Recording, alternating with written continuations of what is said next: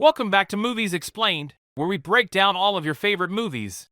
Today we are going to recap a crime mystery adventure movie called Enola Holmes 2. So without further ado, let's begin. The movie opens up with Enola Holmes running away on the streets of London from two cops. But suddenly she stops and explains what exactly happened and why are these cops following her. After solving her first case, she started her business by the name a detective agency. Her dream is to be a successful detective and work beside her brother Sherlock Holmes, but she fails to get any cases because she is very young, has no prior experience, and also because of her gender. On the other side of the town, Sherlock is drowning in dozens of cases, especially his recent case about the Brixton corpse is vexing him. Her mother Eudora Holmes is also on run. Meanwhile, Tewkesbury is continuing his struggles for the reforms in England. One night Enola opens an envelope from Tewkesbury, who have invited her to the annual ball. Enola misses him, but she says that she has no time for distractions. She remembers her mother's advice that one should always stay true to herself and the path will always find her. She will be vacating her office today because she is getting no business.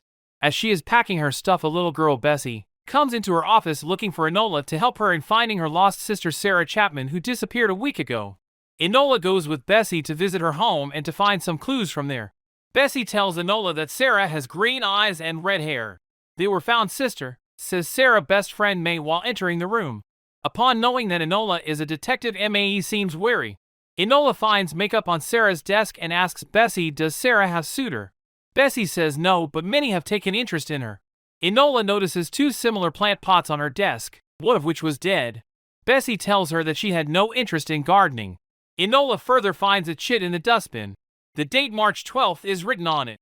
Bessie tells her that about a week ago she had a fight with Mr. Crouch at the match factory for blaming her for theft. Next morning, Enola goes to match factory as a new worker. She notices that they won't let girls with typhus work at their factory. She created a distraction to go and look into Crouch's office. In the office she notices a matchbox, where the matchstick tip is red unlike all the other matchsticks downstairs who have white tips. In the register she finds red hair with some torn pages, pointing out that Sarah must have torn these pages. She notices that there is a meeting going on in the office between the factory's owner and Treasury Minister Lord Charles Mcintyre and his secretary Mira Troy. Enola is suspicious about May. She follows her at night to Paragon Theatre. May works as a stage performer up there. Enola goes into the dressing room to investigate. Enola finds a particular type of lipstick on a desk in the dressing room and thinks about its resemblance with the lipstick present on Sarah's desk back home. Out of nowhere, May with a knife on Enola's throat confronts her that why she is there. Enola starts asking her bunch of questions. That did Sarah work here and why she stole those pages? May doesn't answers her and asks her to leave them alone. Enola, after bribing the stage manager, gets to know that there was one man who used to send Sarah flowers and letters. Enola finds a letter from Sarah's work drawer in which a poem is written with a poppy flower drawn on it. While reading the poem and figuring out that is she running away from this man or running with this man, she walks alone. She notices that a man with a cane is following her. She briskly walks to get away from this man and ends up running into her brother Sherlock, who seems to be drunk and is thrown out of a pub. Enola takes him home as he is totally wasted. Enola starts looking around his house and finds a board about Sherlock's latest case. In the morning he wakes her up by asking why she touched his things. While arguing, Sherlock figures out that Enola was working in a match factory from the residue on her nails. He points out that the residue was green last night and now it's black. Then he notices her neck is red, guessing either someone has gripped it or put a knife on her neck. He immediately gets worried about her, that maybe she is in danger. He asks her if she needs his help. She says no to his offer and leaves his house. Later she goes and sits in the park to rant about her brother to herself. There she meets Tewkesbury up there. He asks her why she didn't reply to the letter he had wrote her. She says that she was busy with setting up her new business. Tewkesbury says to her if she needs any help she can ask him. Enola rudely rejects his offer. They both seem to have some feelings left for each other. Then Tewkesbury leaves. Suddenly Enola figures out the cryptic message hidden in the poem. It is an address. Enola goes to visit this place excitingly. Upon reaching the location she notices that the door of the house is already open. She goes inside the house, where she finds dying May, stabbed by a knife. May points toward her pockets before passing away. Enola finds a music sheet for the Symphony of the Truth of the God. She hides it quickly upon hearing footsteps. Inspector Lestrade enters the room and suspects her involvement in the case. Enola tells him that she is investigating a case for disappearance of Sarah. As she is explaining him the situation, she hears a similar Kane voice from last night. Superintendent Grail enters the room. He later accuses Enola for May's murder. He starts searching Enola for evidence, but she acts quickly and kicks him where the sun doesn't shine and starts running away. This takes us back to the first scene where she is running away from the cops and now she has met a dead end, but she climbs the building successfully and runs away. Later on, Inspector Lestrade knocks on Sherlock's door and asks him about his sister. Sherlock asks him that what she has done. He replies that he can't tell him. Upon not finding her, he leaves Sherlock's home.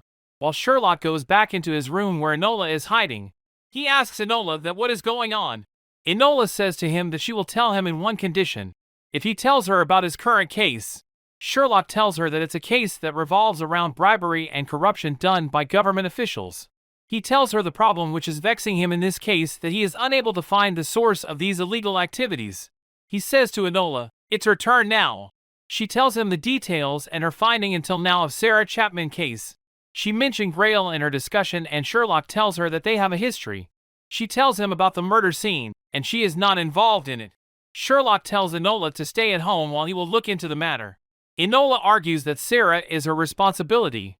Sherlock gives her two advices. One, for being a good detective, don't make the case about yourself. Second, she shouldn't turn into her brother. Sherlock goes into the apartment where May was murdered. He finds out few clues about his case, while Enola looks for social events to find this high society man over there. She matches the date clue with a ball that is organized on March 12th too and decide to go over there undercover. She thinks that William Lyon, factory owner, is somewhat involved because the clues related to flour on the letter is pointing towards him. She notices William looking at a blonde woman, Cicely, during the ball. When Enola tries to speak with Lyon, he dismisses her, saying that she doesn't have a chaperone with her. She finds out that the only way to talk to William is to dance with him. Enola ends up meeting Mira, who is very nice to her and gives her a fan to impress the guests. Enola notices Tewkesbury standing across the hall. She goes to him and grabs his hand to take him to the bathroom, while Tewkesbury is still in shock to see Enola suddenly at the ball. Enola demands from him to teach her dance because she is here to solve a disappearance and murder case. He teaches her few steps and by the end of it they get intimate, but someone knocks at the door. Enola goes down to book a dance with William, while she is waiting for her turn. Enola meets a woman, Cicely. Earlier William was looking at this and then Enola saw her leaving William's room. Enola feels jealous of Tewkesbury, who is surrounded by a lot of women. Meanwhile, Sherlock figures out that the clues on the boards is a cipher. The clue marks are just like dances. He starts decoding it by using language of dances. It's Enola's turn now to dance with William. As the dance starts, she asks him questions about Sarah Chapman and tells him how police is onto them. He gets alert and tells her that they are watching us, so stop talking and meet him in the library at midnight. After decoding the clues, Sherlock comes up with the result which says good to meet Sherlock Holmes and the name Moriarty. Enola is waiting in the library for William. Out of nowhere, Tewkesbury comes into the room to meet her. Enola tells him to leave because she is meeting a man and Tewkesbury will ruin everything. Tewkesbury, out of jealousy, says, "You are telling me to leave because of a man." She replies that you were looking good while dancing with Cicely. She will make a good wife. He replies that he only cares about Enola. While they were bickering, William enters the room, so does Inspector Lestrade with his men to arrest Enola. Enola secretly hands over Tewkesbury the evidence and asks him to keep it safe. While Enola is locked up behind the bar, Grail comes to visit her. He keeps asking her about Sarah Chapman, that where she is. Enola says that she doesn't know and ends up figuring out that he is working for bigger people. As Grail leaves the prison, Sherlock pays him a visit and demands from Grail to bail his sister. Grail shows him that Enola's fingerprints were found on the weapon of the murder, and with this proof they can't let her go. Later at night, Sherlock goes to visit Edith and asks her for help. He tells her that Enola has been arrested for murder and he fears that she will hang. Next morning, they're a breakout in women's prison. Edith comes with Eudora to take Enola from the prison. As they escape, Grail with his soldiers starts following them. Enola tells her mother about her case while she throws out the gas bombs at the soldiers following them. Enola tells her that girls at the factory are dying from typhus. Eudora says that Sarah is not a thief but a troublemaker who is onto something. She tells Enola to find that secret which Sarah has, because this secret is a threat to corrupt men. Meanwhile, Grail attacks their cart and make them crash. The soldiers surround them to arrest, but these three ladies kick their butts and get away from them. Eudora asks Enola about Tewkesbury by calling him Enola's boy. Enola says that he is not her boy. Eudora says that she brought her up to be self-sufficient, but if someone joins her journey, life will be magnificent. She tells her to make allies to be more impactful. Enola goes to visit Bessie and tells her to vacate the place because she is not safe anymore. She notices the plant pots again. She looks at them closely. The one with the red matchstick powder in its soil is thriving while the other with white matchstick powder is dead. She asks Bessie that when the factory switched from red to white. Bessie tells her that it's been 2 years. She remembers that it's been also 2 years that girls are dying from typhus in the factory. At night she pays a visit to Tewkesbury. Before she can say anything, Tewkesbury says that he wants to tell her that he is not searching for a wife as she thinks. He is so consumed with politics that he stays awake all night thinking about the reform, not the ladies, as he have got no allies. She says he is a good man. Then starts telling him that Sarah knows that the girls are dying from the phosphorus they are using in the manufacturing and covering it up by calling it typhus. Further, she says someone will try to kill Sarah because she knows the truth. Tewkesbury says that what can they do? Suddenly there is a knock on the door. Enola hides and sees Cicely is there to pay Tewkesbury a visit, but he tells her that he will meet her some other time. Tewkesbury tells Enola that he is not involved with her romantically. She reached him for some factory reforms. Suddenly the pieces of jigsaw puzzle starts placing in their right place. She figures out that Cicely is Sarah. William and Sarah are lovers who are working together, and they invited Tewkesbury to the ball because they needed help. Meanwhile, in the background, Tewkesbury is confessing his feeling for Enola, to which replies that she loves him too. Enola and Tewkesbury go to visit the factory. While inspecting the factory, she runs into a man and starts fighting with him in the dark, but it turns out that the man is Sherlock. He is here for his case and both cases are somehow interconnected. They go into the meeting room only to find William lying dead on the chair. After looking at the clues from the murder site, Enola deduces that Treasury Minister and William's father are conspiring together and doing corruption. But Sherlock figures out that the clues have been planted for them to mislead them from the true villain. Enola finds a piece of music sheet in William's hand. She matches it with the previous sheet and Tewkesbury helps her to figure out that this is a map of Paragon Theatre.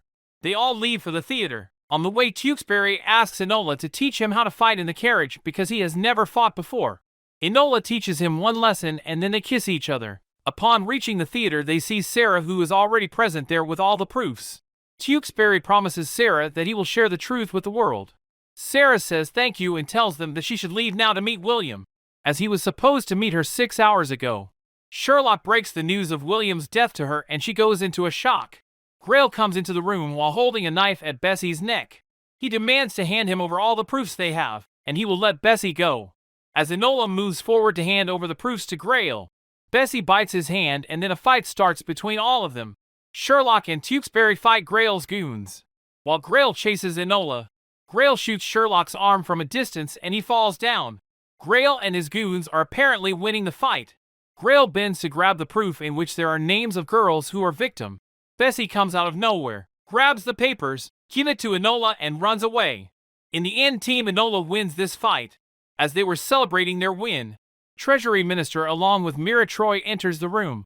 He says that he is here to retrieve the government property, which is the proof they have. He asks Lestrade to arrest Sarah. Enola says that she just took the truth from the factory, and she shouldn't be arrested. Suddenly Sherlock says to the minister that you are mistaken. She is not the real blackmailer. He has summoned the minister there to point that person out. Enola starts adding up clues and figures out that it is Moriarty aka Mira Troy. Minister says that he doesn't believe them. Mira comes forward and says it's remarkable what can be done when people underestimate you. Enola says that William stole the contract, and she hired Grail to cover her trail, but things got out of hand. So, she pointed it out at the Treasure Minister. Minister questions Mira that did she do it. She agrees that it's her doings. She is then arrested and taken away. Meanwhile, Minister sets the evidence on fire. Sarah and Tewkesbury protests, but Sherlock tells them to be patient. Sarah, while sitting on the riverbank, says that she failed. Enola replies they haven't and goes to the factory with Bessie and Sarah. Do they reveal the truth about phosphorus and how it is leading to girls' death in the factory? They start a revolt against their employer by leaving the factory along with all the workers in it. While they are leaving the factory grounds, Eudora and Edith looks at Enola proudly. The next morning, while Enola is working, Sherlock comes with a newspaper which says that Treasury Minister is behind bars for corruption, all thanks to Tewkesbury. Sherlock says to Enola that looks like your boy has learned to fight. Enola says he is not my boy. Sherlock then offers Enola a partnership. Enola is very delighted to hear it from her brother, but she refuses it. She says that she doesn't want to be his shadow. She tells him that she likes this new version of his and maybe he should try to find a friend. Then they both agree to meet every Thursday at 4. As he opens the newspaper to read it on his way out, he reads that Mira has escaped. On the other hand, Enola and Tewkesbury continue to have romance while walking down on the streets of London. In the end, on Thursday at 4 p.m. when Enola is supposed to show up, another man shows up at Sherlock's doorstep. He says that Enola has sent him here because he is looking for a flat. Sherlock then invites Dr. Watson inside. Thanks for watching. Please remember to like and subscribe for more great videos. We will see you in the next one.